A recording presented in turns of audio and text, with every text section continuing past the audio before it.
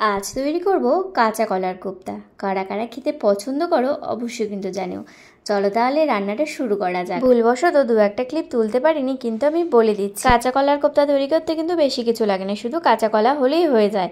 কাঁচা কলাগুলোকে 2-3 ফাল্টি করে লবণ আর হলুদ দিয়ে একটু সেদ্ধ করে নেব। সেদ্ধ করার সময় চোকলাগুলো ছোলার কোনো দরকার নেই, 2 ফাল্টি করে সেদ্ধ করে তারপরে নামানোর সময় চোকলাগুলো ছুলে নিলেই কিন্তু হয়ে যাবে। কাঁচা কলাগুলো সেদ্ধ হওয়ার পর চোকলা ছুলে খুব ভালোভাবে মেখে নিয়েছি। আমি এখানে কাঁচা কলার সাথে একটু মসুরির ডাল বাটাও দিয়েছি, তোমরা চাইলে নাও দিতে পারো। এরপর একে একে এর মধ্যে দিয়ে দিচ্ছি স্বাদ মতো লবণ, পরিমাণ মতো হলুদ, অল্প কাশ্মীরি লঙ্কার গুঁড়ো, কুচনো পেঁয়াজ ও বেশ কিছুটা পরিমাণে কুচনো কাঁচা লঙ্কা। যে যতটা পরিমাণে ঝাল খেতে পছন্দ করো সেই পরিমাণে কিন্তু ঝাল দেবে।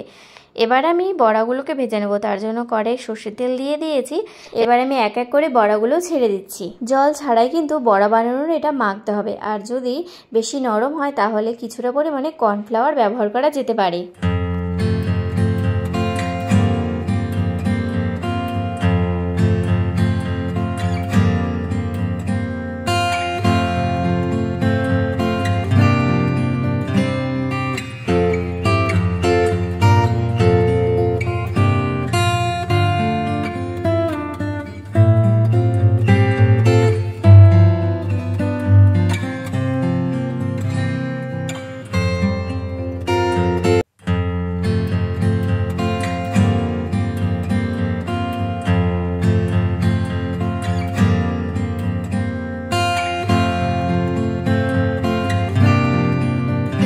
এই যে এভাবে হালকা লাল লাল করে বড়াগুলো ভেজে নামিয়ে নেব। যেহেতু অনেকগুলো ছিল তাই একবারে যেহেতু হতো না, তাই আমি কিন্তু দুবারে ভেজে নিয়েছি।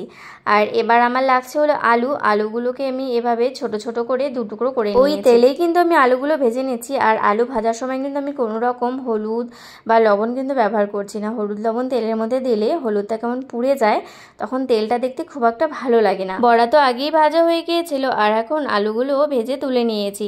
এবার রান্নাটা শুরু করছি। সেই তেলের মধ্যে আমি এবার সোমবার দেব। প্রথমে দিয়ে দিচ্ছি তেজপাতা, গোটা শুকনো লঙ্কা, সাদা জিরে ও 3-4টে গোটা এলাচ। সোমবারটা একটু ভালোভাবে পুড়তে দেব।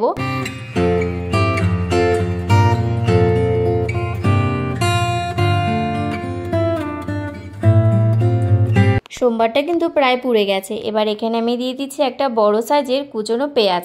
পেঁয়াজটাকেও হালকা লাল লাল করে ভাজতে থাকবো।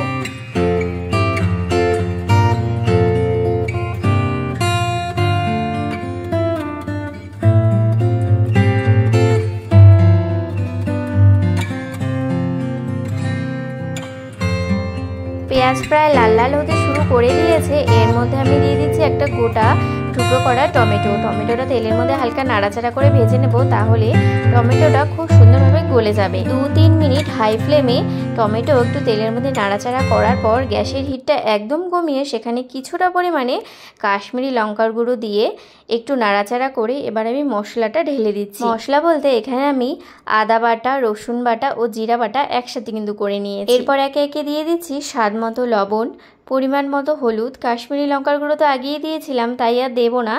আর দিয়ে দিচ্ছি কিছুটা পরিমাণে চিনি, আর তার সাথে 3-4টে চেরা কাঁচা লঙ্কা। এবার খুব ভালোভাবে মশলাটা নাড়াচাড়া করতে হবে। যতক্ষণ না মশলা থেকে তেল ছাড়বে ততক্ষণ কিন্তু মশলাটা ভাজতে হবে।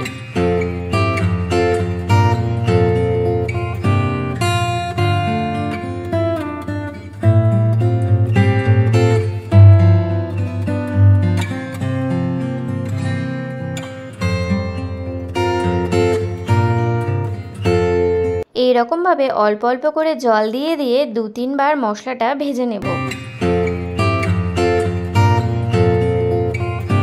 2-3 বার জল দিয়ে দিয়ে মশলাটা ভেজে নেওয়ার পর যখন মশলা থেকে সুন্দরভাবে তেল ছাড়তে শুরু করেছে সেই সময় আমি আলুগুলো দিয়ে দিচ্ছি, কারণ আলুগুলো তো সেদ্ধ হতে সময় লাগবে। আলুগুলো এই মশলার সাথে একটু নাড়াচাড়া করে আমি জল দিয়ে এবার কিন্তু ঢেকে দেব।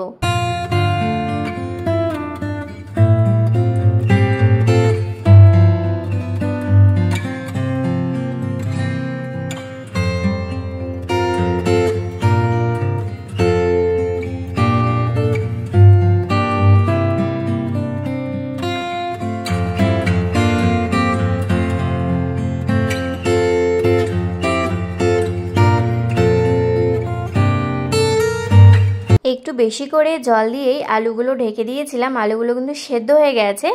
এবার আমি এই ঝোলের মধ্যে বড়াগুলো দিয়ে দিচ্ছি।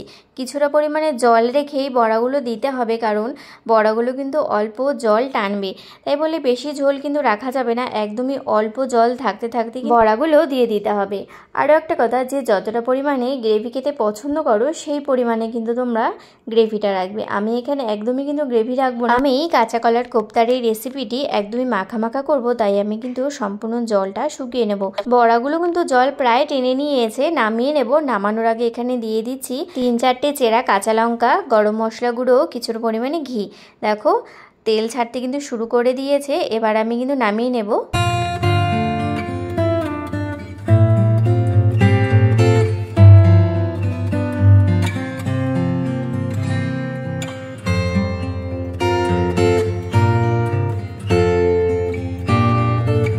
তৈরি হয়ে গেল গরম গরম কাঁচা কলার কোপ্তা। রেসিপিটি তোমাদের কেমন লাগলো অবশ্যই কিন্তু জানিও। এরকম আরও সুন্দর সুন্দর রেসিপি দেখতে হলে অবশ্যই কিন্তু আমার পেজটিকে ফলো করতে হবে। আজকের এই ভিডিওটি তাহলে এখানেই শেষ করছি। Thank you for watching. Bye bye বন্ধুরা।